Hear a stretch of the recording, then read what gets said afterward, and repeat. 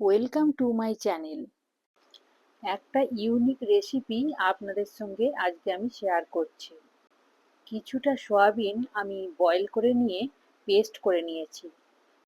Paste করা সয়াবিনটার সঙ্গে একটু বেসন, একটু আটা, একটু লঙ্কা গুঁড়ো আর গরম মশলা গুঁড়ো মিশিয়ে দেখুন এইভাবে বানিয়ে নিলাম। একটা পাত্রে কিছুটা জল দিয়ে তার মধ্যে একটু নুন দিয়ে এগুলো একটু বয়েল করে নিতে হবে। তারপর ডিপ ফ্রিজে রাখা জলের মধ্যে এটা রেখে ঠান্ডা করে নেব আর ছোট ছোট পিস করে নেব। পিস করে রাখা এই কিউবগুলোকে ভালোভাবে একটু ভেজে নিলাম।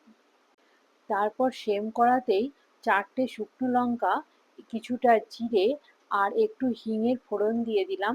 তার উপরে 2টো কাঁচা লঙ্কাও দিয়ে দিলাম আর কুচিয়ে রাখা পেঁয়াজটাও এর মধ্যে দিয়ে একটু আমি ভেজে নেব। তাড়াতাড়ি যাতে নরম হয়ে যায় তার জন্য একটু নুনও দিয়ে দিলাম। তারপর এর মধ্যে আদা রসুনের পেস্ট দিয়ে দিলাম। অন্য একটা পাত্রে আমি জিরে গুঁড়ো, ধনে গুঁড়ো, লঙ্কা গুঁড়ো জলে মিশিয়ে এর মধ্যে দিয়ে দিলাম। ভালোভাবে কষিয়ে নেওয়ার পর এর মধ্যে টমেটো কুচি আর একটু নুন দিয়ে আবার আমি ভালোভাবে কষিয়ে নেব। ঢাকা দিয়ে আরেকটু সুন্দরভাবে আমি কষিয়ে নেব। যখন ভালোভাবে কষিয়ে নেওয়া হলো তারপর আমি একটা অন্য পাত্রে কিছুটা গরম জল করে নিয়েছি, সেটাই এর মধ্যে অ্যাড করে দিলাম।